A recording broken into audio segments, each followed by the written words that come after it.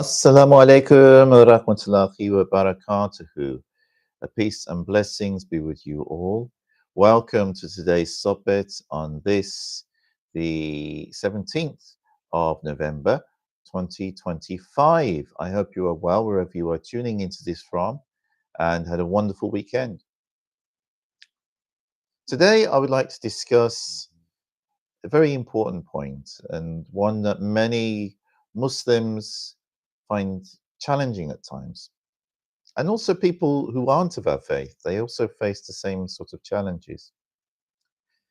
How to remain compassionate in a hardening world, how to keep the heart soft. Every age has its own particular sickness, and ours seems to be emotional exhaustion. People today live under relentless pressure, political tension, economic stress, family burdens, digital overstimulation, and a constant stream of conflict and tragedy. Some of this it comes through on mainstream media, some of it on social media. Some of the stress is work related. And the pace of life, especially within developed countries, but I think also it's true even within developing countries. If you live in cities, unless you live on your own land, maybe it's a little bit less stressful if you're fairly self-sufficient. But the reality is, we live in an interconnected world, and everybody is dependent upon everyone else in some form or another. And this means that we're all working very hard to maintain ourselves, and means life gets very difficult and stressful. And this can become very overwhelming. And when we're overwhelmed, we must be careful not to become cruel, not to become numb. This is discussed in the Holy Quran in Surah Al-Baqarah, verse 74. Then after that, your hearts became as hard as rocks, or even harder. For there are some rocks from which streams spring out, and some from which water comes out when they are split asunder, and some of which crash down in fear of Allah. And Allah is not unaware of what you do. But I think it's important to remember and to understand that for the vast majority of people, a heart doesn't harden out of evil or because they're a bad or an evil person. In most cases, a heart hardens out of self protection when it can't bear anymore. A closed heart is a tired heart. In Sufi psychology, the heart or qalb is like a spring. And if the flow is blocked, then the whole landscape runs dry. A heart closes because of prolonged stress, disappointment, accumulated grief, betrayal, loneliness, constant pressure to perform, being surrounded by negativity, carrying others' burdens without a reprieve. Many gentle souls end up reaching a point where they say, I can't give anymore.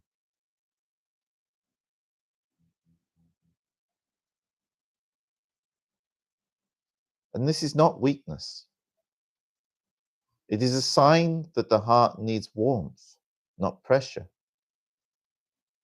That the person needs to be supported when they're doing the right things and doing good work, when that is benefiting people and benefiting the community. One of the most beloved companions to the Prophet, peace and blessings be upon him, was Abu Bakr as-Sadiq. May Allah bless his soul and accept him and raise his station. It's known that Abu Bakr used to be a wealthy man. He was a rich business person before he came to Islam. And also during the early days of Islam, he financed a lot of things. And Abu Bakr just kept giving and giving and giving. Such it was that when the Prophet, peace and blessings be upon him, had left this physical life and he was appointed Khalif, he was still giving, but he reached a point at which he had nothing else to give. And he was literally seen by some of the other companions going to take his shirt and to sell his shirt so that he would have something. When the companions saw this, they said to him, Abu Bakr, what are you doing? And he said, I have nothing else to give. And the companions said to him, but you are the Caliph. You are working for the state. You are working for the community. The community has a responsibility to support you.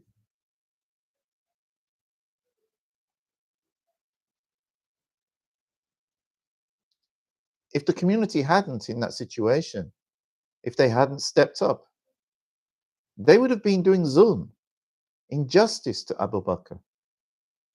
And the Sahaba, they knew this. So they implored him to take a wage for what he's doing, for his work for the state, at least to do that. And Abu Bakr, he was reluctant. He's not called As-Sadiq for no reason. He was the most pious. He was the most conscious of God. So he reluctantly accepted this. But I mean, how could he have continued with his work if he hadn't? And this is a challenge that many God-fearing, good people, they face, irrespective of their faith.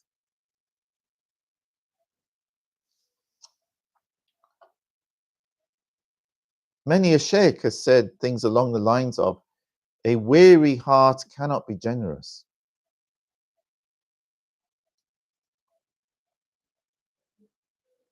The Prophet, peace and blessings be upon him, he himself suffered many losses. He endured them. He endured conflict, was exiled, not just him, but his entire family and those who were following him. He was betrayed on various occasions. And yet, Allah tells us in the Holy Quran, in Surah Al-Imran, Ayah 159, it is out of Allah's mercy that you, O Prophet, are lenient and gentle to them. Had you been harsh or hard-hearted, they would surely have dispersed around you. So pardon them, implore forgiveness for them, and consult them in important matters. Once you've made a firm decision, then put your trust in Allah. Indeed, Allah loves those who put their trust in Him. But notice in this ayah, a few things are said. One of them is an emphasis on Allah's mercy and the Prophet Islam's mercy and compassion as a reflection of Allah's mercy. Because if the Prophet Islam, or indeed any of the prophets, had been hard-hearted, who would follow them? Forgiveness is an important part of this. But then also, Allah calls the Prophet Islam to consult them, to consult other people in the community when making important decisions. Concept like a democracy today, when it works. And once you've made a firm decision, then put your trust in Allah. But putting your trust in Allah is not without doing practical things, not without being merciful, not without being generous and kind, not without pardoning people, and not without consulting people. Practical measures. Islam is a very practical religion. And as the Prophet ﷺ said in a well-known hadith, when a person was leaving their camel without tying the camel and said they trust in Allah, and the Prophet ﷺ said, no, you tie the camel. And after you've tied the camel, then you trust in Allah. We must trust in God, but at the same time, we must take practical measures. Otherwise, whatever we are doing, it becomes unsustainable.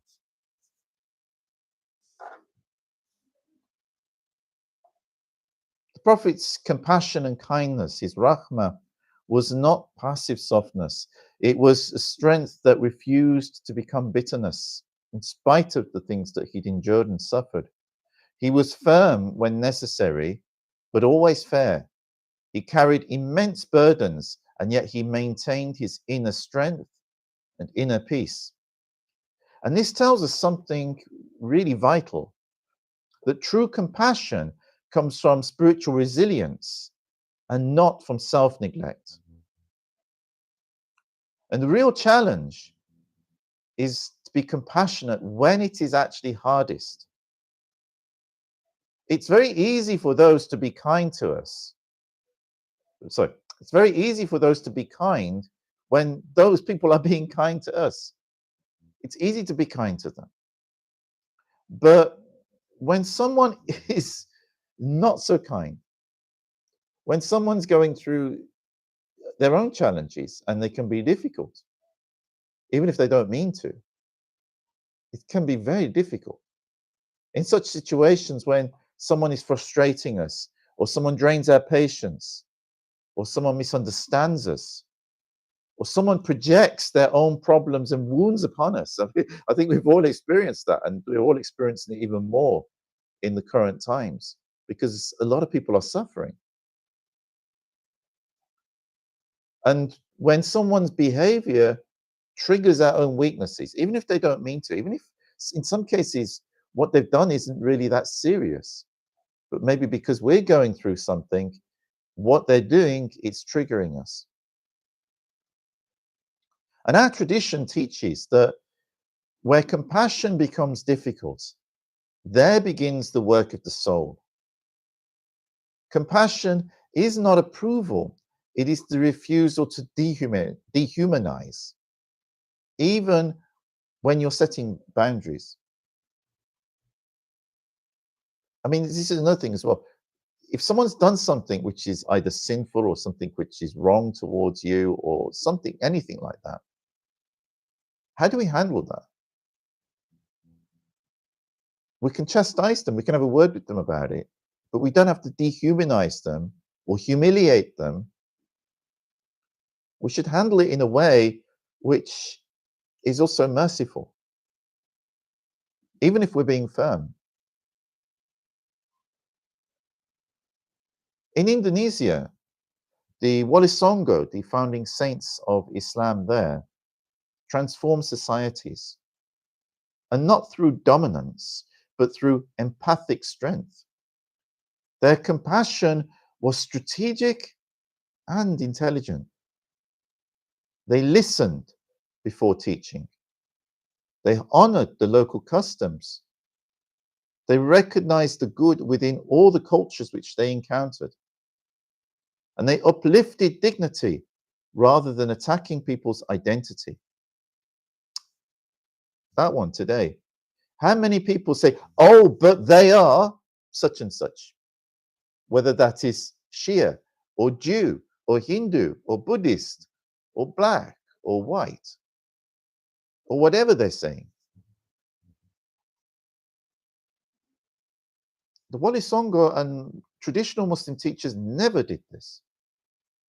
They uplifted dignity without attacking people's identity.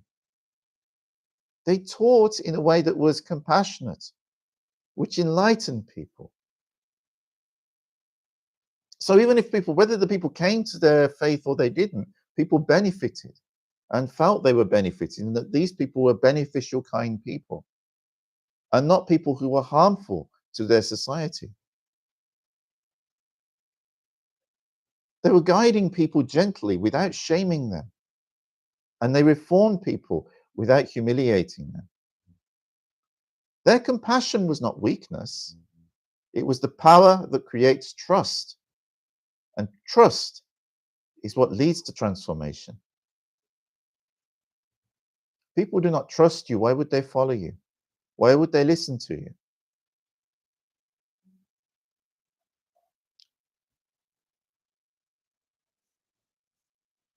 The challenge that many people face when they're working in the community space is they will find many people come to ask for help from them, to ask for support.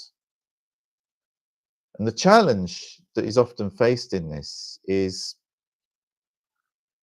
how to help these people, even at times self-sacrificing what we need or what we want to a degree, but without leading into self-destruction. And it's where many spiritual seekers have suffered and struggled. Because if your heart is a big heart, and is a good heart, you want to help people. You want to support them. You want to do your best by people. And indeed, even Islam and Sufism, they praise the concept of self-sacrifice, the willingness to give time, comfort, and effort for others. And a similar thing is within Christianity, and to an extent within many religious and spiritual traditions. To put another person's need ahead of our own for the sake of Allah. But it's very important we don't cross that line into self-destruction. I mean, unless we're saving our country or something. I mean, there are certain cases where maybe the needs of the many outweigh the needs of the few, but in general situations. Because self-destruction is not compassion, it's harm. And if someone's depending upon you and you destroy yourself in the process, you're never going to be there to help them another day. Your soul is a trust from Allah. And yourself has a right over you, as the Prophet, peace be upon him, said. In classical Islamic teachings, there are moments to sacrifice, to stay up late helping someone if they're sick or they're going through something and they need someone to be there. Even when giving that time, that energy is painful for you, it's difficult, it hurts. Carrying a burden that is not your own so that they may live, they may breathe, they may recover. There are moments to do that. And there are moments to protect ourselves. Because if we collapse, we cannot carry or help anyone. And the latter is not an excuse for selfishness, but it's a call for sustainable compassion. A heart that is nourished can nourish others. A heart that is broken can only spread its fracture.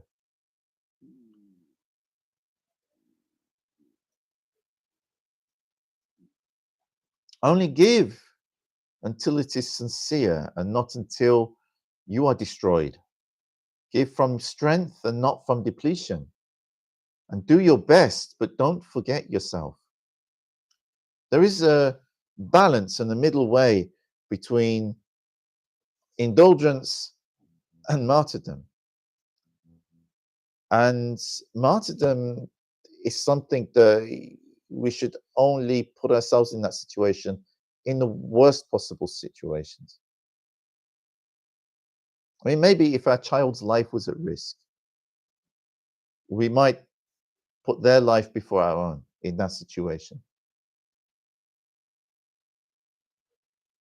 If our efforts were going to save our country in a particular situation. Yeah, maybe there's in that situation, but these are exceptions to the rule. They're not the rule because yourself has a right over you too. It's not about how we destroy ourselves, but how we live that Allah is looking at. Allah doesn't want to destroy ourselves. Allah tells us clearly in this book, do not destroy yourselves with your own hands.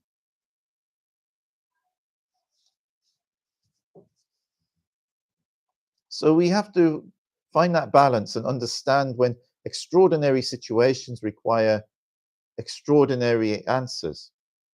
But that's for those particular situations, it's not for general practice.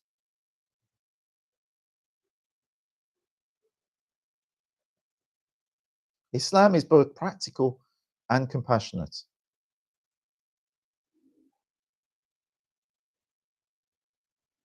Some suggestions how to deal with various situations that might trigger us and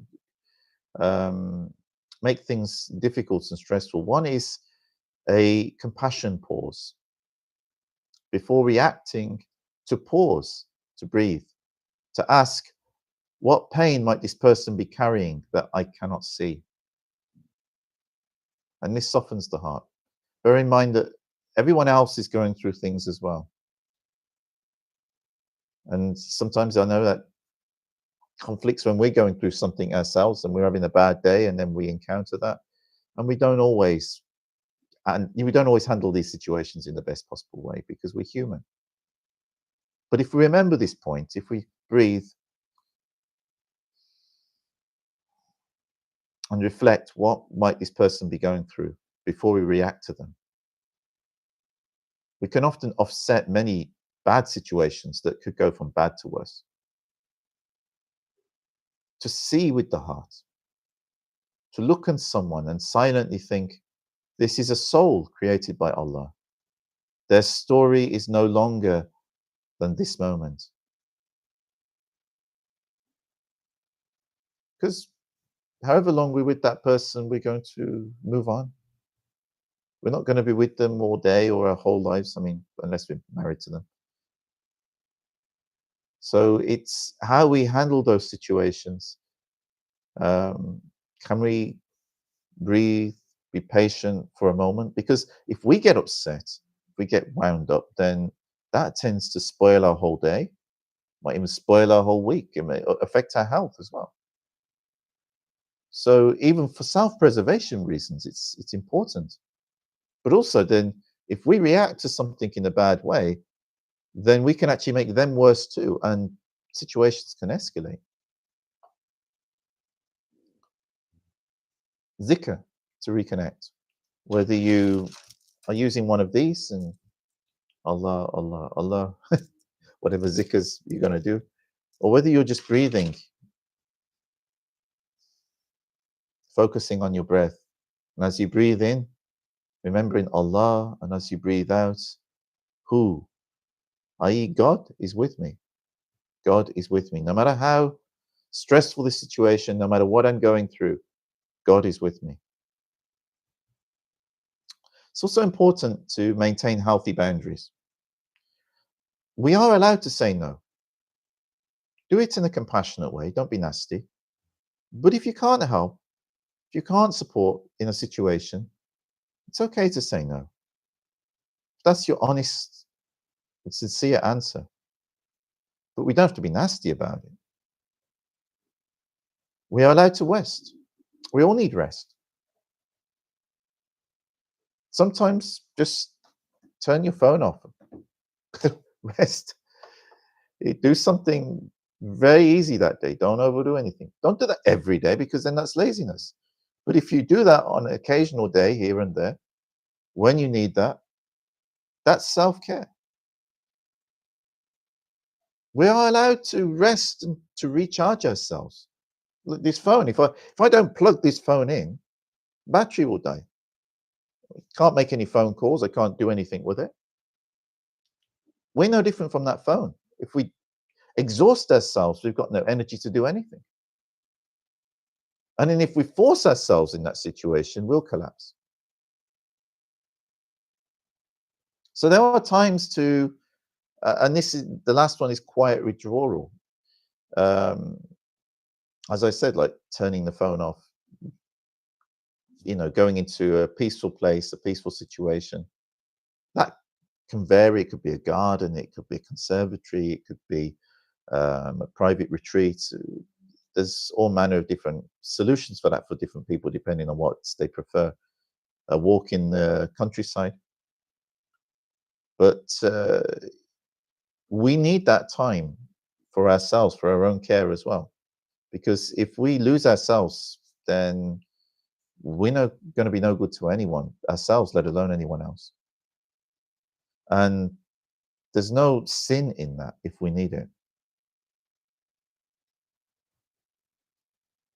The world pushes people towards cynicism, coldness, outrage, and to remain compassionate without losing yourself is itself now an act of resistance. It's not fragility. It's not naive. It's strength. As has been said by some Sufis in the past, that the soft heart carries the heaviest loads because God supports it. It's important also to realize that compassion is not perfection. It's an orientation. It's a direction the heart keeps turning even after being hurt. When we cultivate compassion, that is wise, sustainable, and rooted in God. Families heal, communities soften and come together. Conversations change, divisions will shrink, and humanity is restored. Compassion is not how we avoid the world, it's how we save it and ourselves from becoming hard or destroying ourselves with our own hands. Hope you find that useful, because I know many people, including myself, are going through a lot of things at the moment. And if these thoughts, if these reflections, these sohbets are beneficial, then please like and subscribe and share these videos with whoever may benefit from them.